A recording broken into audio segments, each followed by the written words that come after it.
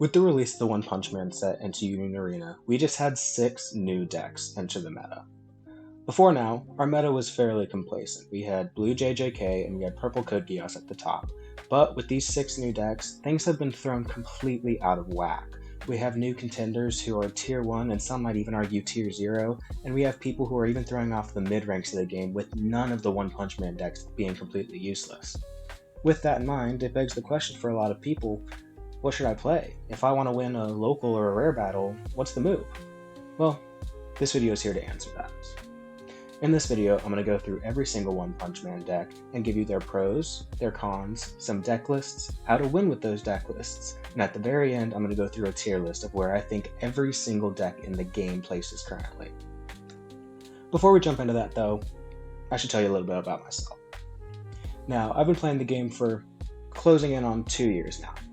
I first found out about the game in its Japanese release, and it got me interested. I got it with a group of friends. We all got a tabletop sim off of Steam, and we just started playing. Once the English version of the game was announced, obviously I was stoked, and I have pushed my local scene forward tremendously just through pushing the game through word of mouth, going to tournaments, holding demos, anything I could think of. So, as you might be able to tell, I know a lot about the game. I'm also a judge, a certified judge for the game. I have judged for big events. Just a few weeks ago, I judged a 32-person 2-deck format tournament for the Haven Discord. I have placed top 8 at events over 64 people. I'm currently in the top 10 ranked leaderboard for the sim, and that's just due to the fact that I can never stop thinking about the game. So with that in mind, and the fact that I've been thinking about these decks a lot over the past few weeks since we got the card list, I'd like to start with what I think is the worst deck of the set. And that's Green Heroes. Now don't get me wrong, I love Metal Bat. It's a fun card, it's a cool looking card. I saw someone describe him as a mix between Yusuke and Kuwabara from Yu Yu Hakusho, and it made me laugh. But the deck just isn't all there. Now, it does have its good sides. First of all, if you look at the deck list, you see a lot of 4Ks. And that is a huge strength. Early on in the English format, we had Renji Rush come out as a strong contender in some of our early tournaments, and the big strength of that deck was the 4Ks, and the fact that you could just play them early, play them often, and beat your opponent's face in. This deck is like that if it was taken to the next level. Now, with that, it has some of the best early aggro the game has to offer currently, in the form of a card called Watchdog Man. Watchdog Man is a 3-cost 4K power. That's all you need to know. There's other stuff about him, like he can't move and he generates 2 energy, but a 3-cost 4K is the best stat line you could think of. It's the best stat line the game has to offer outside of some Japanese cards that get really technical. And to add on to that, it has an active trigger, which is the third strength of the deck. It has a lot of triggers, and it has a lot of good triggers. It has multiple active triggers, as you can see looking at the list. It has multiple raid triggers, which are great for defense, and one of those raid triggers is Genos, who's a double blocker. So let's say your opponent knocks down some of your low-to-the-ground blockers, they're going to try and just poke some damage through. Oh, pop a Genos out of life, suddenly you just blocked 2 hits for free. But that all comes at a cost.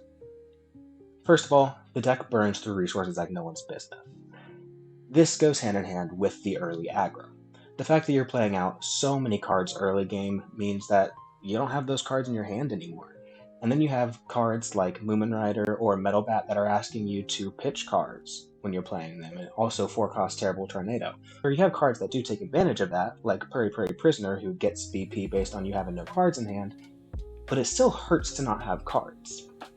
Additionally, as you look through the deck, you'll notice one thing, and that's a lack of keywords. You only have 3 cards in the entire deck with keywords, that being 2-cost Metal Bat, 4-cost Metal Bat, and 4-cost Genos. And only one of those has an actual meaningful keyword, that being 4-cost Metal Bat with Impact if you have 3 or more other heroes on the field. This translates to the fact that the deck doesn't have a great way to close out game in a lot of scenarios. Now, to make up for this, some people have been running the 0-cost Flashy Flash that can't be blocked by characters with 3,500 or more BP. I like that tech. If I was to play him, I would play him as a 2-of over the 0-cost King. I just haven't had the chance to test that out a lot, and so I don't feel comfortable recommending it. But if you're going to play the deck, I would highly recommend at least giving it a shot. And finally, for the con of the deck, it's just a bit one-dimensional. I made the comparison to Renji Rush earlier, and while that deck, a lot of its strengths came from its 4Ks, it also came from the removal of 5-cost Ichigo or even a rated 4-cost Renji. This deck doesn't have that power. This deck does one thing and one thing alone, and that's spam 4Ks. So as soon as you run into a matchup that maybe has a way to deal with that 4K spam, something like Purple Coat Geass, you're kinda out of luck. But that's not to say you can't win with the deck. If you want to win, you want to focus on one thing: equalizing your disadvantage. Like I said, your primary disadvantage is your resource burn. The fact that you are running yourself out of resources very fast and very often. To combat that, do the same to your opponent. We said earlier, you have a lot of 4K attacking bodies, and that means that you're going to get swings into your opponent's life early. 4Ks are often going to be the highest BP defender your opponent has access to, meaning when your characters are swinging, they have the option of either sacrificing a body or taking a damage. They're not going to often be getting free blocks. This means you can force a lot of cards out of their hand and force them to play defensive if you get in some good early swings and then just keep the momentum going with 4K after 4K after 4K. This does come at the cost of being very vulnerable to things like special triggers. But in a deck like this, you kind of just have to accept that as a risk and move on. So if you want to win, just beat your opponent's facing, because that's really the only option you have. Now, moving on to what I think is the second worst deck in the set is Garou. Now I know this might be a little bit controversial because a lot of people really like Garou and they like to say he's top tier. And I don't necessarily hate that idea. It's a strong deck, it has strong tools, but it's lacking a few things that really hurt it. But let's start with the pros. Its finishing power is a lot better than Heroes, because you have 6-cost Garou, who can get Impact as a 5K and swing twice if your opponent doesn't block it. Additionally, you have access to 6-cost Boros, who is an Impact 5K that on play can remove a body for an additional AP. Those are two of the best finishing cards that the set has to offer, and it means that if you can get your opponent down to 1 or even 2 life, chances are you can kill them fast. Additionally, it's a fairly consistent deck. You have a Searcher in Phoenix Man, and you have 3-cost Boros, which is the next pro of the deck. Any deck that you can run 3-cost Boros in automatically gets points for it. The fact that he is essentially a draw 3, trash 1, double energy generator with a good stat line at 3K, it's frankly insane. I don't personally know what they were thinking when they designed the card. I think it's fine. I think it's a great card. I love having it in a red deck because red needs more love. But it is a broken card. But that's not to say the whole deck is broken. In terms of cons, one removal and your deck kind of falls apart. If you play out a 6-cost Garou early, let's say, and he gets special, doesn't have to be out of life, because you have your own special that protects you from specials out of life. But they play a special on their turn, and suddenly you just lost a lot of your momentum, a lot of your closing power, and really the main driver of your deck, which forces you to save him until late game. But if you're saving that raid until your late game, that feeds into the next con, which is the deck is kind of slow. That's not to say you can't get down some early aggro. You can. You can push up some of your 0 costs. You can push up that 2 cost at a 3K body, which is great. You can push up even the 3 cost, which gets more powerful with the cards in your trash, and you can get some early damage in, but you're not going as fast as some of the other decks in the meta. You're not raiding those early attacking bodies the way Blue JJK is. You're not pushing guys up the way Sonic is. So for an aggro deck, you're not really aggroing. And kind of along a similar vein, you have fairly low early defense. As you'll see, you only have a total of 10 4K bodies in the deck, not including the 3-cost Garou. And one of those bodies is one you don't really have the ability to play until late game in most games, and the other one is one you don't really want to play until late game, so you're left with just 4 defending 4Ks for the early and mid game. And that hurts. That means that a lot of time your opponent is going to be able to swing over your bodies consistently and get those early pokes through or force you to sacrifice bodies, and that's going to hurt you by the end of the game. The only real way to win with the deck is to abuse the 6 costs. I talked crap about them for their getting removed, but they're your win conditions. Your 6-cost Garou and your 6-cost Boros are how you're going to kill your opponent. The way you're going to abuse them, just use them to their full potential.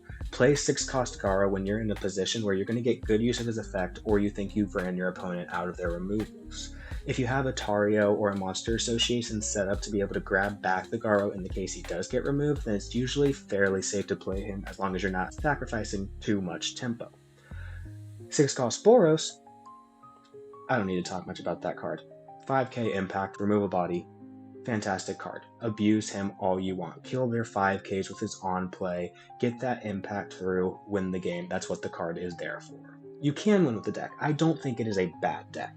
So it being down here should just show you how strong the rest of One Punch Man is.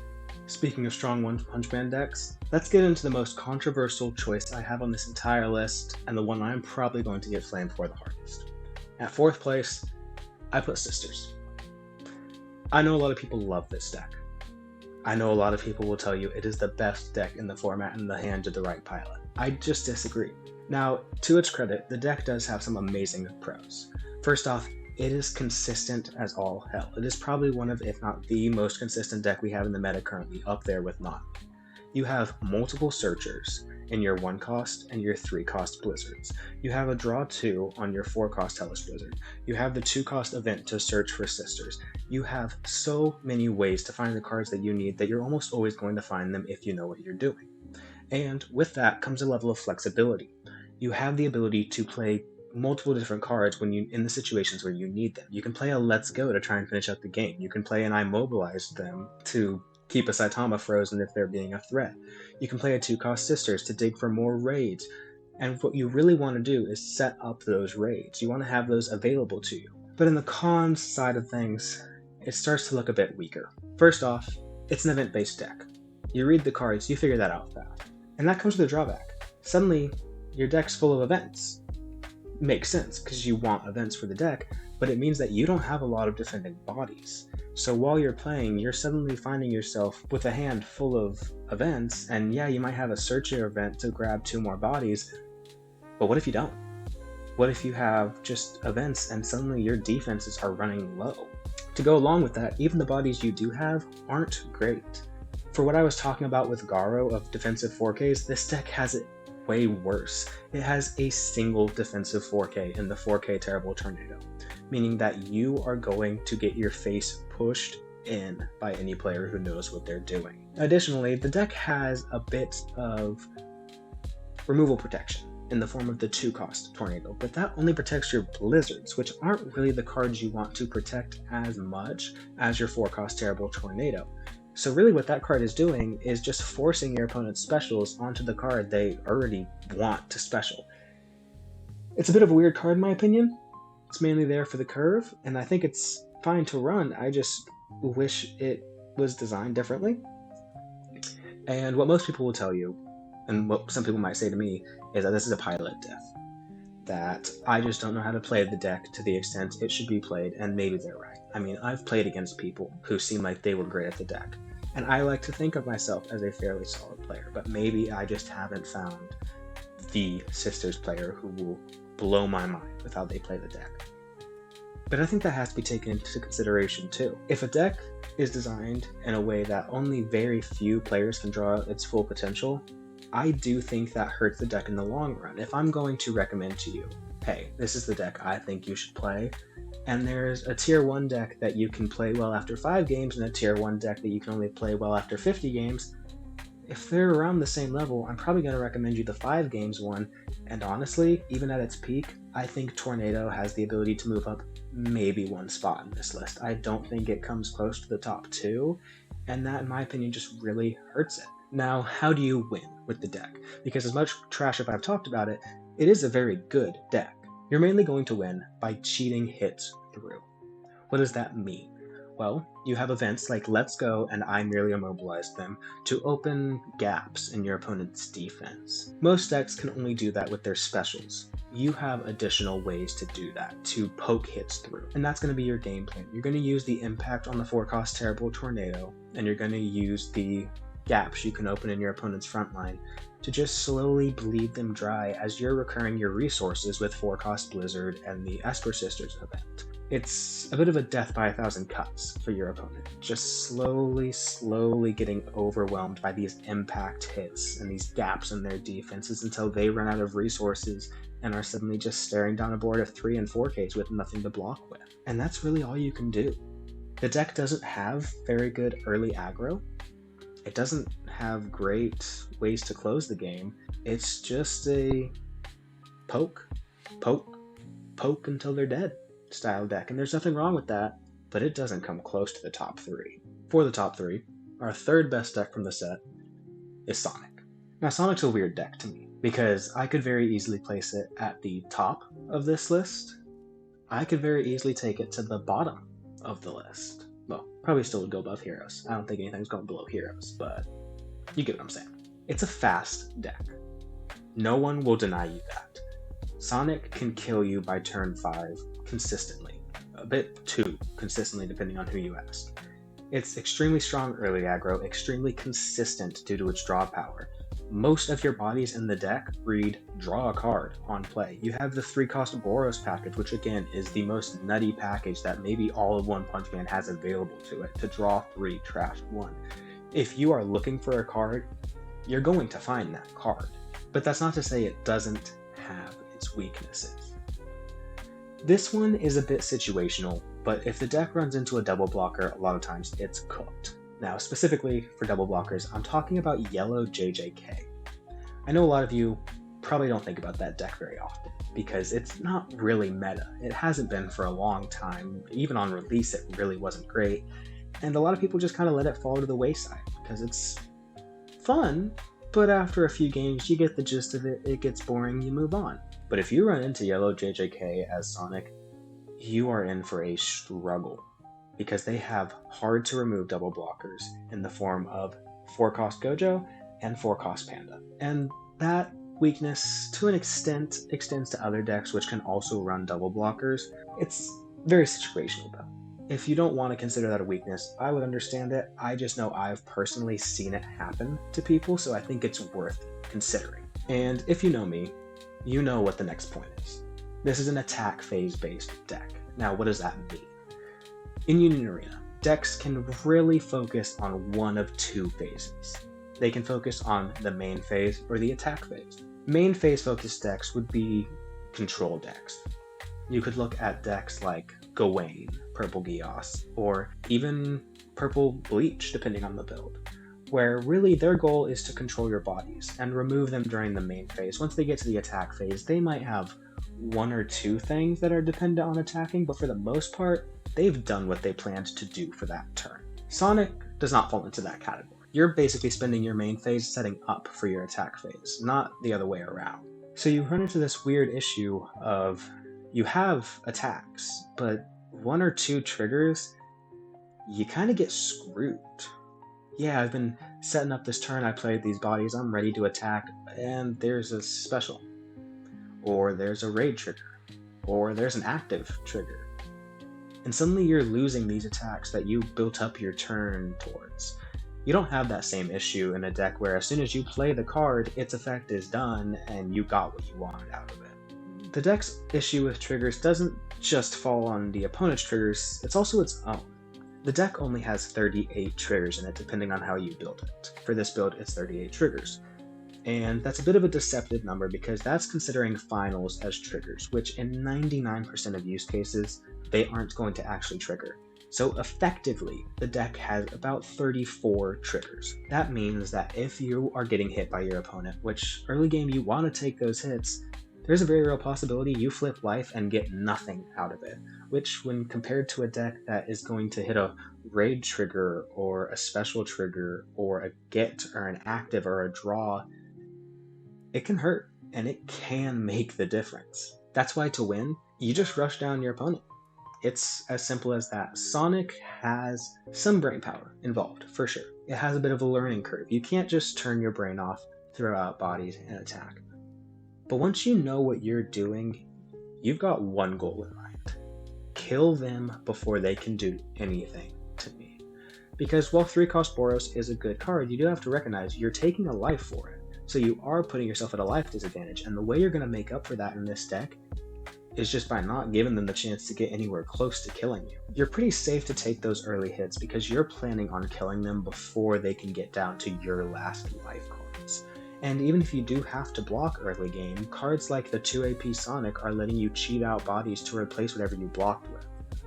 Now, you may notice that the deck has a bit of a lack of finishing power in the form of impacts. You don't see a lot of those, only on the 6-cost Boros. But you have other ways to finish the game because you have the 4-cost Raid Sonic that is going to swap cards and let you get multiple attacks in a turn that your opponent mathematically doesn't have enough blockers for. That can get screwed by triggers, it's true, but you just want to kill them before that can really matter. So with Sonic, you're speeding. You're speeding through your own life, you're speeding through your opponent's life. You want this game done 5 turns or less. You want to go home, eat some dinner, go to bed. That's your game plan. Now, let's talk about number 2, Green Saitama. Let me get it out of the way first. I love this deck. There might be a bit of personal bias that comes in when I'm talking about it, but I have put dozens of hours into it since it released, and I think it is a blast, and I think it is good. One of the biggest pros of the deck, it has multiple facets of removal. You look at 3-cost King, and he reads, on play, draw a card, play the Saitama on your sideline, kill one of your opponent's cards. That's great. As soon as you play against a 4-cost Yuji and get one of your characters bounced, you immediately realize, oh, when my opponent has more ways to remove stuff than just their special, it hurts. And King hits you with that hard, and he hits you with it early. He also plays into one of your big strengths of the deck, your card advantage. A lot of cards in this deck are generating cards for you. Now, that might not seem super intuitive at first because you only have 2 cards that are actually drawing you a card consistently, those being 3-cost King and 4-cost Genos. However, you're going to be taking a lot of early damage in this deck. That's just kind of how it goes when you have a body on your front line who can't block attacks. And if you look at what happens when you take damage, most of your triggers in this deck are draw triggers, meaning that you're going to flip a life and you're going to draw a card. You're going to flip a life and you're going to draw a card. You're going to flip a life and oh, that's a special. And then you're going to flip a life and you're going to draw a card. And it feels great. You constantly have options in the deck. And with your 3-cost King milling 3, chances are you're going to mill a 1 AP Saitama once or twice in the game and just get a free card for doing nothing except for playing towards your game plan. Your game plan, of course, being to 1-punch people. 15 cost, 2 AP, 10k BP, damage 7, impact 3, when attacking, kill a card. It is a masterpiece of pissing your opponent off, because as soon as that card hits the board, they know, oh, my game is over. But it's not like the deck is entirely unbeatable. In terms of cons, you are going to have those open slots as a result of 3-cost King not being able to block. The main way you're going to make up for that is with 4-cost Genos. A lot of people like to say that that card is bad in the deck, that you shouldn't run it. I disagree. That double block on him is one of the most important ways that you can stop yourself from folding to early game pushes. You're going to want a 3-cost King on the front line for the vast majority, if not the entire game. That means you have a max of 3 blockers, so if your opponent knows what they're doing, chances are they will just constantly have 4 attackers on their front line, get damage through you, and make you die a death of 1,000 cuts. That Genos stops that. Another con, your Silverfang is going to get special. I just accept it now. He's a 4,500 BP character who is milling you potentially 2 cards a turn. Your opponent doesn't want to deal with that. They're going to say, get him out of my face, get him out of the way, don't make me deal with him. Debatably, they should kill your 3-cost King because he's your enabler, and also if they do, there's a chance you brick yourself since you might have been relying on his 2 energy. But just get used to the fact, it's going to be Silverfang. He's going to be dead. Additionally, you have a bit of a weak early and mid game. You might notice you don't have a lot of 4Ks and above in this deck, and especially not ones you can play early. Most of your 4Ks, that being Terrible Tornado and even Silverfang to an extent, are mid to late game 4Ks, and you're always going to have that open slot because of King that can't attack, meaning you are really relying on the fact that you can stall and then stabilize. You want to make sure that your opponent can't kill you in the early game. You're going to play like Moomin Rider and just try and keep getting back up from those hits. Try and make sure your opponent does not put you down for the count, And as long as you can do that for long enough, Saitama will come in, clean up, and make sure that you win that game. So with all that out of the way, who's the best deck? SGB. What makes SGB strong? Well, first off, fair warning, I stole this list from some Japanese players. I don't take credit for creating it. But I think they hit the nail on the head. One of your primary strengths in this deck is you have infinite cards. You want cards, you play a 4-cost Blizzard, you draw 2, you're in business. Or you play a 2-cost Genos, you draw a card, you're chilling. Let's say you're searching for a card, maybe 3-cost Genos, because it's a pretty bonkers card. Well, 1-cost Blizzard, believe it or not, can search for that 3-cost Genos. It's pretty strong.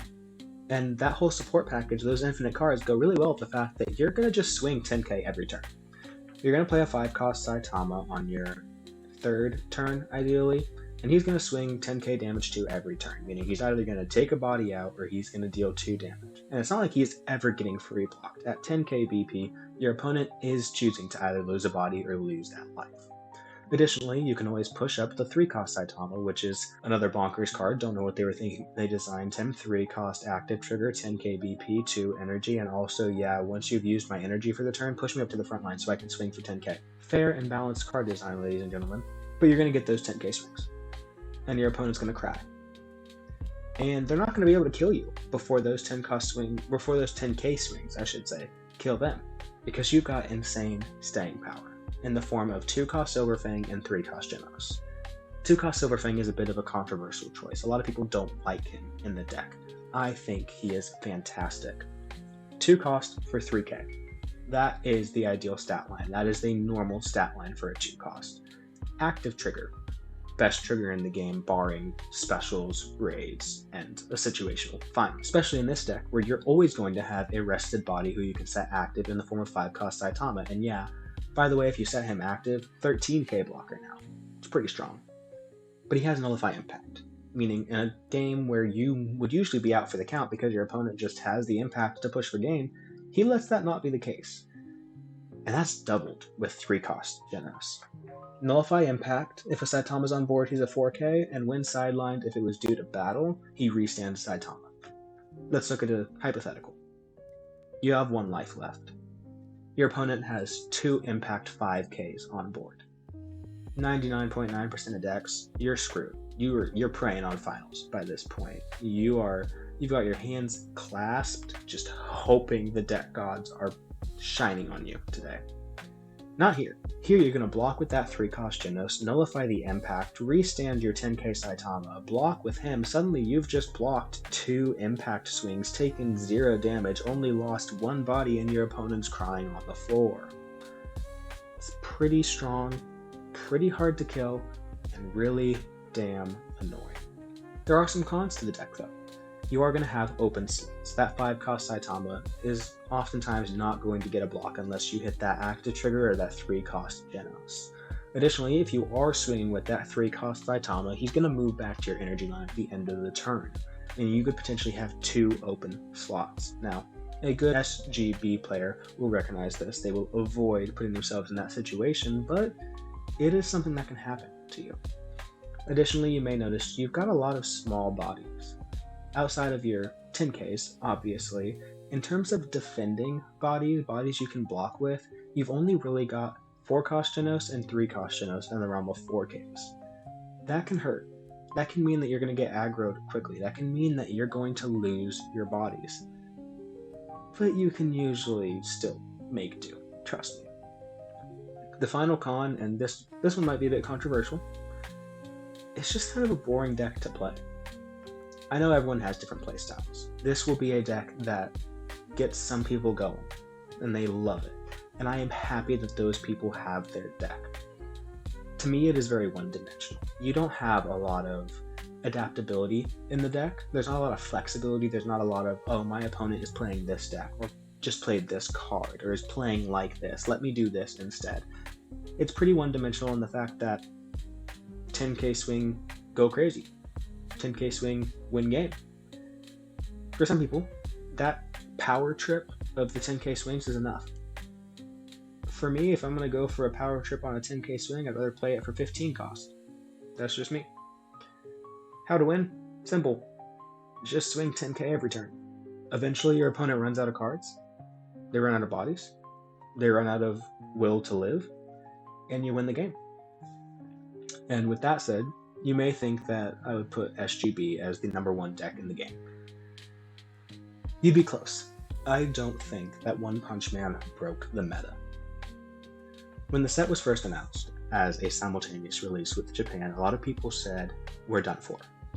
Because the JP meta is pretty far ahead of us. It's fun to look at their cards and see what we have coming down the pipeline potentially, and how ridiculous their card balance and design is compared to ours.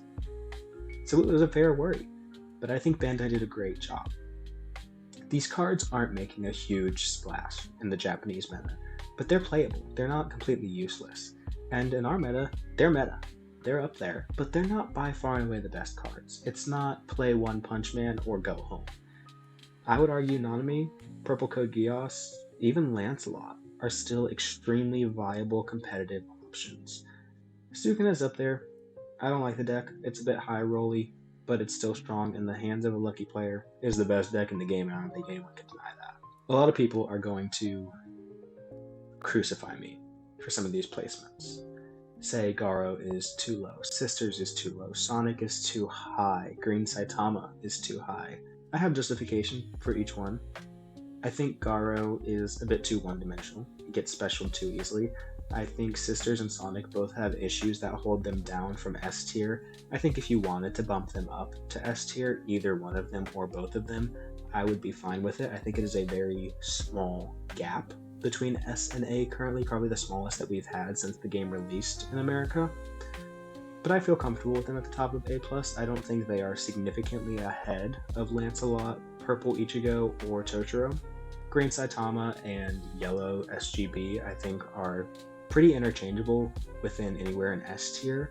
You could put either one as the best deck in the game, and I would agree. You could put either one at the bottom of S, and I'd probably agree. But I don't think they're miles ahead.